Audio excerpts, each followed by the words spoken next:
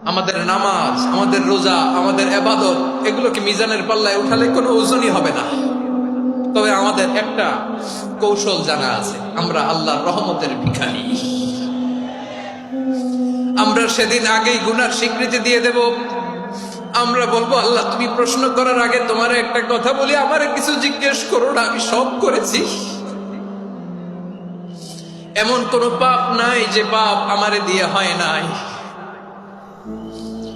তোমার রহমত দিয়ে তুমি জান্নাতে পাঠাবা, তোমার দয়ায় জান্নাতে যেতে চাই, আমল দিয়ে না। পারবেন বলতে?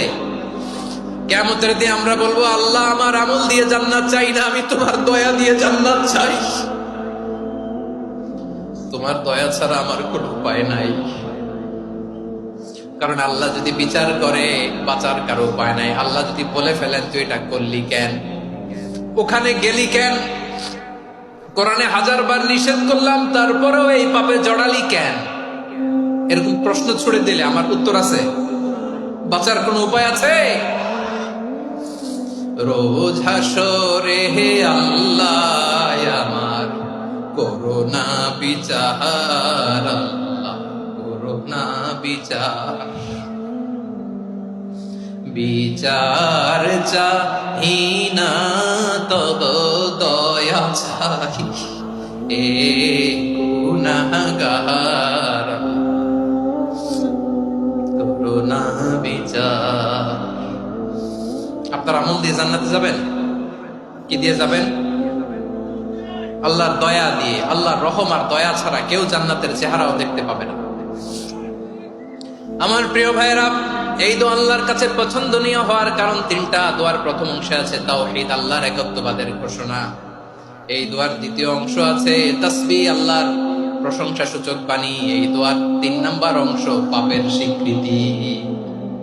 তাহলে আমরা সবাই গুনাহগার। আমরা আল্লাহর কাছে পাপের স্বীকৃতি দিয়ে বলবো, ও আল্লাহ ইন্নী কুনতু মিনাজ জালিমিন, আমরা জুলুম করেছি, পাপ করেছি, অন্যায় করেছি, আল্লাহ বুঝতে পারি নাই। শয়তানের ওয়াসওয়াসায় পড়ে, বন্ধুর পাল্লায় পড়ে, নফসের খায়েশ মিটাতে যে আল্লাহ করে ফেলেছি। তুমি গুনাহ না মাফ না করলে আমাদের গুনাহ মাফ করার দ্বিতীয় কেউ নাই। ঠিক কিনা বলেন? এভাবে অনুতপ্ত হয়ে যদি আল্লাহর কাছে দোয়া করেন, দেয়ালে পিঠ থেকে গেছে, কোন রাস্তা নাই বের হওয়ার, ওই মুহূর্তেও আপনাকে বিপদ থেকে উদ্ধার করবে কে?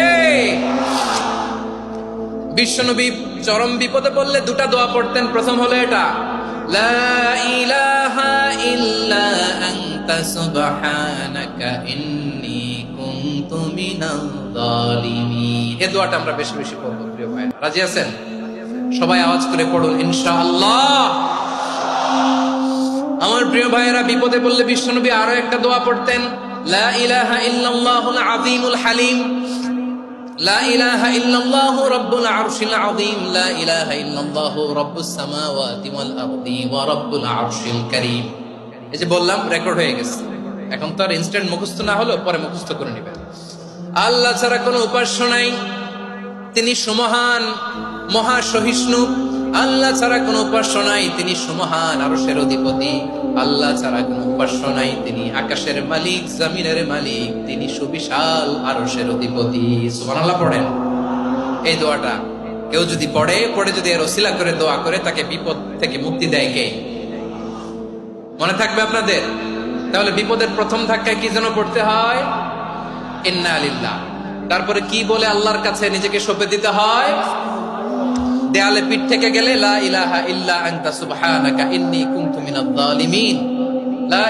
2 নাম্বার হচ্ছে লা ইলাহা ইল্লাল্লাহুল আযীমুল হালিম, লা ইলাহা ইল্লাল্লাহু রাব্বুল আরশিল আযীম, লা ইলাহা ইল্লাল্লাহু রাব্বুস সামাওয়াতি ওয়াল আরদি ওয়া রাব্বুল আরশিল কারীম। মনে থাকবে? ইনশাআল্লাহ বলেন সবাই, আওয়াজ করে সবাই ইনশাআল্লাহ।